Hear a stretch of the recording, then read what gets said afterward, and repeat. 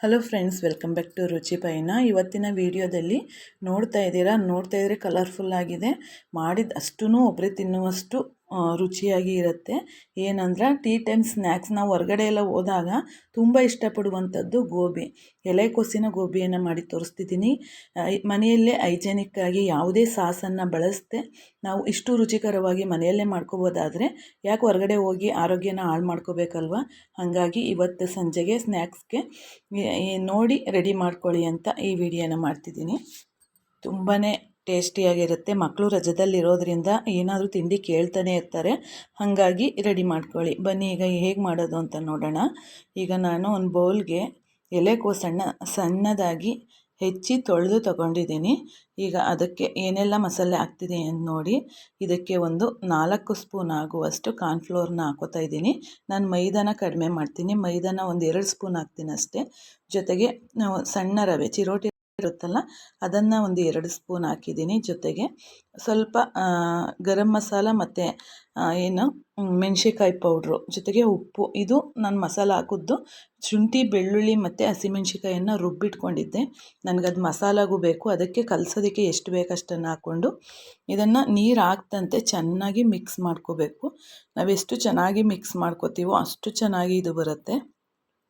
ಹೊರಗಡೆ ಮಾಡಿ ಕೊಡ್ತಾರಲ್ಲ ಅದಕ್ಕಿಂತ ಡಬಲ್ ರುಚಿಯಲ್ಲಿ ಮನೆಯಲ್ಲೇ ಮಾಡ್ಬೋದು. ಜೊತೆಗೆ ಹೈಜೆನಿಕ್ಕಾಗಿರುತ್ತೆ. ಮತ್ತು ಹೊರಗಡೆ ಯಾವ ಎಣ್ಣೆಯಲ್ಲಿ ಬೇಯಿಸಿದ ಎಣ್ಣೆಯಲ್ಲೇ ಬೇಯಿಸಿ ಆರೋಗ್ಯ ಹಾಳಾಗುತ್ತೆ. ಜೊತೆಗೆ ಆ ಸಾಸ್ ಈ ಸಾಸ್ ಅಂತೆಲ್ಲ ಹಾಕಿರ್ತಾರೆ, ಕೆಮಿಕಲ್. ಅದರಿಂದ ನಾವು ಮನೆಯಲ್ಲೇ ಈ ರೀತಿ ಮಾಡ್ಕೊಳ್ಳೋದ್ರಿಂದ ಆರೋಗ್ಯನೂ ಚೆನ್ನಾಗಿರುತ್ತೆ. ನಾವು ಗೋಬಿ ತಿನ್ನಬೇಕು ಅನ್ನುವಂಥ ಆಸೆನೂ ನಮಗೆ ಮುಗಿಯುತ್ತೆ. ಅದಕ್ಕೋಸ್ಕರ ಇದನ್ನು ಮನೆಯಲ್ಲೇ ಮಾಡ್ಕೊಳ್ಳಿ. ತುಂಬಾ ಈಸಿಯಾಗಿ ಮಾಡ್ಕೋಬೋದು. ಏನು ತೊಂದರೆ ಏನಿಲ್ಲ. ನೋಡಿ, ಈಗ ಅದನ್ನು ಕಲಸಿಟ್ಕೊಂಡಿದ್ದಾದ ನಂತರ ಎಣ್ಣೆ ಕಾಯೋದಕ್ಕೆ ಇಟ್ಟಿದ್ದೆ. ಕಾಯ್ದಾದ್ಮೇಲೆ ನಾನು ಇದನ್ನು ಸಣ್ಣದಾಗಿ ಡ್ರೈ ಗೋಬಿನ ಇದರಲ್ಲಿ ಬೇಯಿಸ್ಕೊತಾ ಇದ್ದೀನಿ. ಇದು ತುಂಬಾ ರುಚಿಯಾಗಿರುತ್ತೆ ಮತ್ತು ತುಂಬಾ ಚೆನ್ನಾಗಿ ಬೇಗನೆ ಆಗೋಗಿಬಿಡತ್ತೆ. ಏನು ಲೇಟ್ ಆಗುತ್ತೆ, ನಮಗೆ ಕೆಲಸ ಜಾಸ್ತಿ ಆಗುತ್ತೆ ಅನ್ನೋವಂಥದ್ದೇನಿಲ್ಲ. ಎಲ್ಲನೂ ರೆಡಿ ಮಾಡಿಕೊಂಡು ಒಂದು ಸತಿ ಒಲೆ ಮುಂದೆ ನಿಂತ್ಕೊಂತು ಅಂದರೆ ಒಂದು ಅರ್ಧ ಗಂಟೆಯಲ್ಲಿ ಎಲ್ಲ ರೆಡಿಯಾಗಿ ಹೋಗ್ಬಿಡುತ್ತೆ. ನಾವು ಹೆಚ್ಚಿ ಬೇಯಿಸಿ ಮತ್ತು ಅದನ್ನು ಮಸಾಲೆ ಹಾಕಿ ಗೋಬಿ ರೆಡಿ ಆಗಿಬಿಡುತ್ತೆ. ಪಕ್ಕದಲ್ಲಿ ಒಂದು ಲೋಟ ಟೀ ಇಟ್ಕೊಂಡು, ಇಲ್ಲ ಟೀ ನಮಗಿಷ್ಟ ಇಲ್ಲ ಅಂತಂದರೆ ನೋಡಿ ಗೋಬಿ ಬೆಂದಿದೆ. ತಿರ್ಗಾ ಇನ್ನೂ ಒಂದು ಒಬ್ಬೆನ ನಾನು ಹಾಕಿ ತೋರಿಸ್ತಿದ್ದೀನಿ. ಸಣ್ಣದಾಗಿ ಹಾಕ್ಕೋಬೇಕು. ದಪ್ಪದಾಗೆ ಬೇಡ, ಒಂದು ಮೀಡಿಯಮ್ ಸೈಜಲ್ಲಿ ಹಾಕ್ಕೊಂಡ್ರೆ ನಮಗೆ ಮಸಾಲೆ ಎಲ್ಲ ಹಿಡಿಯೋದಕ್ಕೆ ತುಂಬಾ ಚೆನ್ನಾಗಿರುತ್ತೆ. ಮತ್ತು ರುಚಿ ವಯಸ್ಸಂತೂ ಹೇಳೋದೇ ಬೇಡ, ಅಷ್ಟು ಚೆನ್ನಾಗಿರುತ್ತೆ. ನೋಡಿ, ಡ್ರೈ ಗೋಬಿ ರೆಡಿ ಆಯಿತು.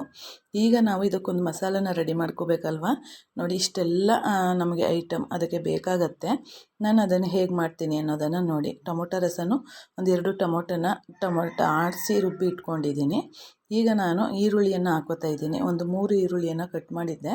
ಅದನ್ನು ಸ್ವಲ್ಪ ಎತ್ತಿಟ್ಕೊಂಡು, ಯಾಕೆಂದರೆ ಗೋಬಿ ತಿನ್ನುವಾಗ ಬೇಕಲ್ವ, ಅದಕ್ಕೋಸ್ಕರ. ನೋಡಿ, ಇದಿಷ್ಟನ್ನು ನಾನು ಹಾಕ್ಕೊಂಡು ಚೆನ್ನಾಗಿ ಫ್ರೈ ಮಾಡ್ಕೋಬೇಕು. ಇದು ಚೆನ್ನಾಗಿ ಫ್ರೈ ಆಗಬೇಕು. ಅಲ್ಲಿವರೆಗೂ ಇದನ್ನು ಚೆನ್ನಾಗಿ ಫ್ರೈ ಮಾಡ್ಕೊಳ್ಳೋಣ. ಈಗ ನಾನು ಇದಕ್ಕೆ ಒಂದಷ್ಟು ಹಸಿ ಕರಿಬೇವಿನ ಸೊಪ್ಪನ್ನು ಹಾಕೋತಾ ಇದ್ದೀನಿ. ಹಾಕ್ಕೊಂಡು ಚೆನ್ನಾಗಿ ಮಿಕ್ಸ್ ಮಾಡ್ಕೊಳ್ಳೋಣ. ನೋಡಿ, ಚೆನ್ನಾಗಿ ಇದೆಲ್ಲ ಮಿಕ್ಸ್ ಆಯಿತು ಅಂತ ಅಂದಾದಮೇಲೆ ದಪ್ಪ ಮೆಣಸಿಕಾಯಿ ಇರುತ್ತೆ ನೋಡಿ, ಅದನ್ನು ಕಟ್ ಮಾಡಿ ರೆಡಿ ಮಾಡಿ ಇಟ್ಕೊಂಡಿದ್ದೀನಿ ನಾನು. ಅದನ್ನು ಈಗ ನಾನು ಇಲ್ಲಿ ತೋರಿಸ್ತಾ ಇರುವಂಥದ್ದು ಕಾರ್ನ್ಫ್ಲೋರ್ ಇಲ್ಲ ಅಂದರೆ ಮೈದಾ ಹಸಿಟ್ಟಾದರೂ ಆಗುತ್ತೆ. 1 ಸ್ಪೂನಷ್ಟು ಹಾಕ್ಕೊಂಡು ಇದಕ್ಕೆ ರೆಡಿ ಮಾಡಿ ಇಟ್ಕೋಬೇಕು. ಆಮೇಲೆ ಇದಕ್ಕೆ ಹಾಕಬೇಕು, ನಾನು ತೋರಿಸ್ಕೊಡ್ತೀನಿ. ಇದಾದ ನಂತರ ದಪ್ಪ ಮೆಣಸಿಕಾಯನ್ನು ಇದನ್ನು ಅಷ್ಟೇ ಚೆನ್ನಾಗಿ ಬೇಯಬೇಕು. ಅಲ್ಲಿವರೆಗೂ ಚೆನ್ನಾಗಿ ಫ್ರೈ ಮಾಡ್ಕೋಬೇಕು. ಇದೆಲ್ಲ ನೀಟಾಗಿ ಮಾಡ್ತು ಅಂತಂದರೆ ರುಚಿ ಎಷ್ಟು ಚೆನ್ನಾಗಿರುತ್ತೆ ಅಂದರೆ ಮನೆಯಲ್ಲೇ ಹೊರಗಡೆ ಬೀದಿ ಸ್ಟ್ರೀಟಲ್ಲಿ ಸಿಗುತ್ತಲ್ಲ ಅದಕ್ಕಿಂತ ರುಚಿಯಾಗಿ ಹೈಜೆನಿಕ್ ಆದಂತಹ ಇದು ನಮಗೆ ಸಿಗುತ್ತೆ ಗೋಬಿ. ಇದನ್ನು ಮೊದಲೇ ಮಸಾಲೆ ಹೇಳಿದ್ನಲ್ಲ, ಶುಂಠಿ, ಬೆಳ್ಳುಳ್ಳಿ ಮತ್ತು ಹಸಿಮೆಣ್ಸಿಕಾಯಿ ಇದಿಷ್ಟನ್ನು ರುಬ್ಬಿಟ್ಕೊಂಡಿರುವಂಥದ್ದು, ಮತ್ತು ಟೊಮೊಟೊ ಮತ್ತು ಸ್ವಲ್ಪ ಗರಂ ಮಸಾಲ, ಒಂದು 2 ಸ್ಪೂನ್ ಆಗಷ್ಟು ನಾವು ಅಚ್ಕಾರದ ಪೌಡರನ್ನು ತಗೊಂಡಿದ್ದೀನಿ. ಇದಿಷ್ಟನ್ನು ಚೆನ್ನಾಗಿ ಮಿಕ್ಸ್ ಮಾಡ್ಕೋಬೇಕು. ಇದಿಷ್ಟರಲ್ಲಿ ದಪ್ಪ ಮೆಣಸಿಕಾಯಿ, ಈರುಳ್ಳಿ ಎಲ್ಲ ಚೆನ್ನಾಗಿ ಬೇಯಬೇಕು. ಅಲ್ಲಿವರೆಗೂ ಚೆನ್ನಾಗಿ ಸ್ವಲ್ಪ ರೋಸ್ಟ್ ಆಗಬೇಕು. ಅಲ್ಲಿವರೆಗೂ ಜಾಸ್ತಿ ಬೇಯಿಸ್ಕೋಬೇಡಿ. ಅದು ಕ್ರಂಚಿಯಾಗಿ ಸಿಕ್ಕಿದ್ರೇ ಚೆಂದ. ಜೊತೆಗೆ ಕೊತ್ತಂಬರಿ ಸೊಪ್ಪನ್ನು ಹಾಕ್ಕೊಂಡು ಇದನ್ನು ಮಿಕ್ಸ್ ಮಾಡ್ಕೊಂಡಿದ್ದೀನಿ. ಇದು ಸ್ವಲ್ಪ ಕುದಿ ಬರಲಿ.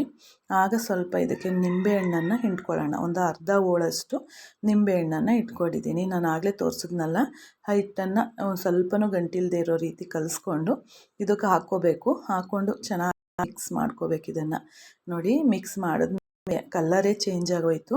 ಎಷ್ಟು ಕಲರ್ಫುಲ್ಲಾಗಿ ಕಾಣ್ತಿದೆ ಅಲ್ವಾ. ಈಗ ಇದಕ್ಕೆ ರುಚಿಗೆ ತಕ್ಕಷ್ಟು ಉಪ್ಪನ್ನು ಹಾಕ್ಕೊಂಡು ಮಾಡ್ಕೊಳ್ಳೋಣ. ಈ ಹಂತದಲ್ಲಿ ಇದೆಲ್ಲ ಚೆನ್ನಾಗಿ ಕುದ್ದಿದೆ ಅಲ್ವಾ.